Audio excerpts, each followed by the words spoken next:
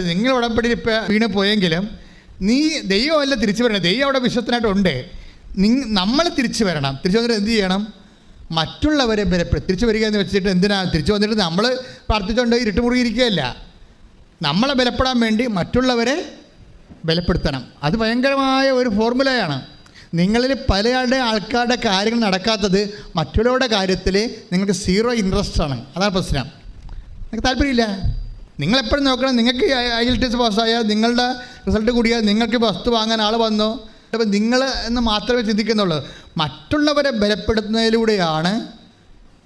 ഇനി പച്ചക്ക് പറയാം, ഉടമ്പടി നമ്മൾ എടുക്കുന്നത് നമ്മൾക്ക് വേണ്ടിയും മറ്റുള്ളവർക്ക് വേണ്ടിയും കൂടിയാണ്. പ്രാർത്ഥിക്കുക. കർത്താവേ, എൻ്റെ ഉടമ്പടിയിലൂടെ ഞാൻ മറ്റുള്ളവരെയും ബലപ്പെടുത്താൻ എനിക്ക് പ്രത്യേക ആത്മശക്തി നൽകണമേ.